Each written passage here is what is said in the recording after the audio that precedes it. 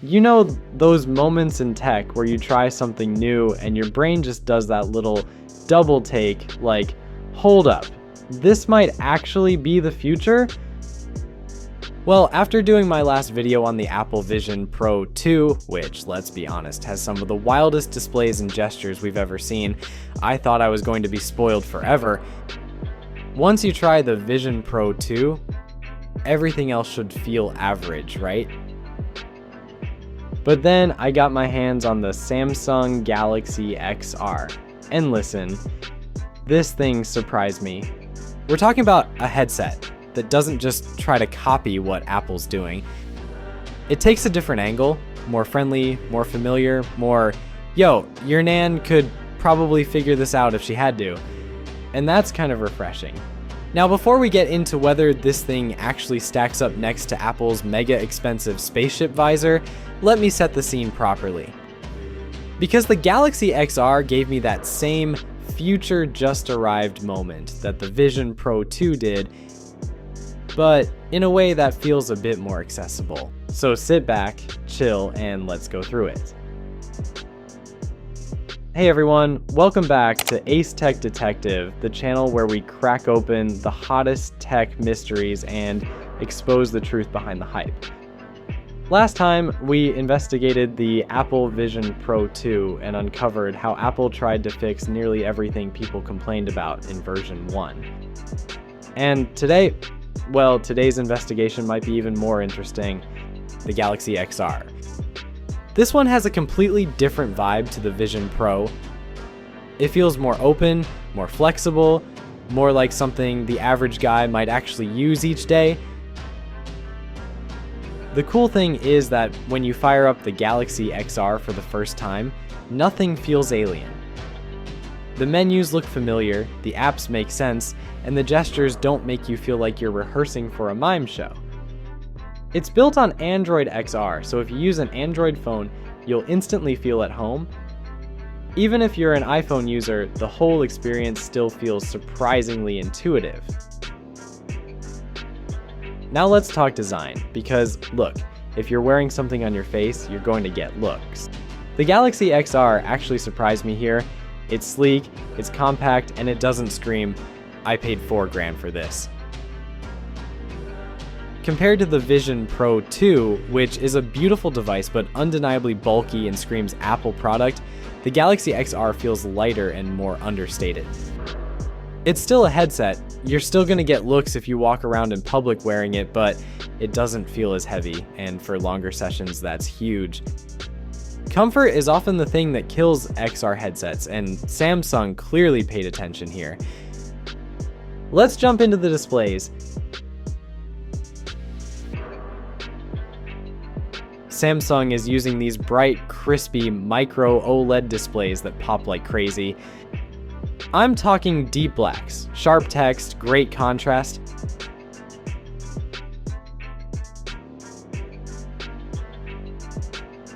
It doesn't quite hit the same extreme clarity level as Vision Pro 2, but the Galaxy XR is close enough that most people wouldn't notice unless you had both headsets side by side. And honestly, unless you're some pixel nerd, the Galaxy XR's visuals are gonna blow your mind.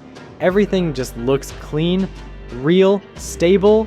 You can actually read websites without straining your eyes. Now, let's check out the controls. If you remember from my Vision Pro 2 review, Apple nailed the whole look at something, pinch, boom, you clicked interaction. Super clean, super polished. Samsung basically said, yeah, we'll do that too. And guess what? They did a really good job. Eye tracking is accurate, hand tracking feels natural. You don't get that weird little delay where the system is guessing your intention. It just works. There's no dancing around trying to get the headset to notice your hand. No over-exaggerated gestures. It's just you, your fingers, and some surprisingly smooth software. And I've got to say this, Samsung's version is way better than I expected. It feels more relaxed than Apple's approach, less strict, less perfect posture required. You just kind of use your hands like normal. One of the biggest differences you'll notice between this and the Vision Pro 2 is the ecosystem. And this is actually one area where Samsung has a bit of an advantage. There's actual Android apps, not special XR only apps, not a tiny curated store, actual Android apps. You want YouTube? Boom. You want Chrome? Boom. You want your regular apps floating around your room? No problem. This is where the Galaxy XR starts to feel like something everyday people could actually adopt. Because it's not asking you to relearn your entire workflow or switch ecosystems. It's your regular stuff, just bigger, floating, and way more immersive. And when you start pinning multiple apps around your space, a massive YouTube window in front of you, your messages on the side, some notes floating overhead, you start to see why XR is becoming such a big deal. Apple's version is cleaner and more Apple-y, but Samsung's version is more flexible, more playful, more make it your own. Let's talk about productivity for a second, because everybody always asks, can this replace my laptop? Not fully, not yet. But it gets surprisingly close for light or medium work.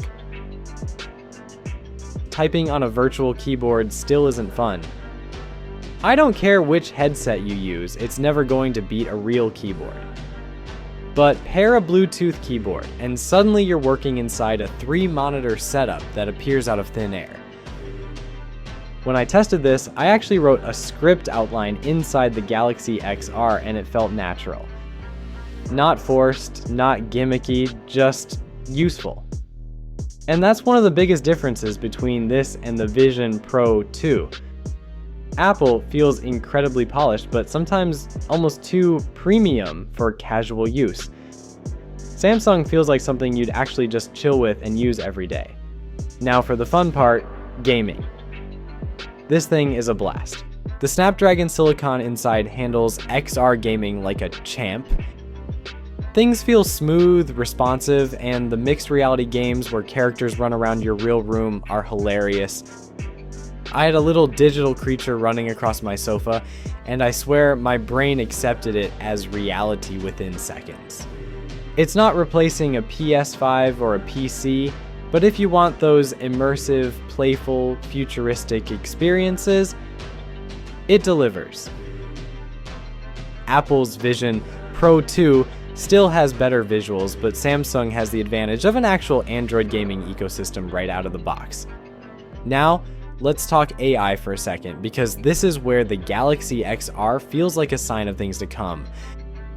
Samsung baked its Galaxy AI right into the headset. And this isn't just the usual assistant that tells you the weather stuff. This is context-aware XR AI. Look at something and the system can give you information about it. Have too many windows floating around, it reorganizes them. Need a translation of something in your real environment? Boom, overlays it instantly. Want a quick summary of a web page? Just glance at it. Apple's AI integration is clean and elegant, but Samsung's approach feels fun, more creative, more structural. Battery life isn't amazing, but that's true for literally every XR headset on planet Earth right now. You're getting around 2 to 3 hours depending on brightness and whether you're doing VR or AR, which is basically the standard. Desk use with a cable gives you unlimited runtime, so productivity sessions are fine. Audio is surprisingly good too. Movies feel great, VR worlds feel alive, and you don't feel like the whole room is listening to your content. So let's address the giant glowing question hovering over this entire review. Should you get this instead of the Apple Vision Pro 2? Here's the truth, and I'm going to keep it real with you. The Vision Pro 2 is still the most polished, premium mixed reality device out there, but the Galaxy XR is the most approachable one, and that matters. Honestly, I think a lot of people are going to prefer the Galaxy XR simply because it's less strict, more open, and way more familiar. If this is Samsung's first serious attempt, The next few years of mixed reality are about to get wild, and I am absolutely here for it. If you enjoyed this breakdown, especially after the Vision Pro 2 deep dive, hit that like button, drop a comment, and subscribe for more relaxed tech reviews. This is Ace Tech Detective signing off. See you in the next one.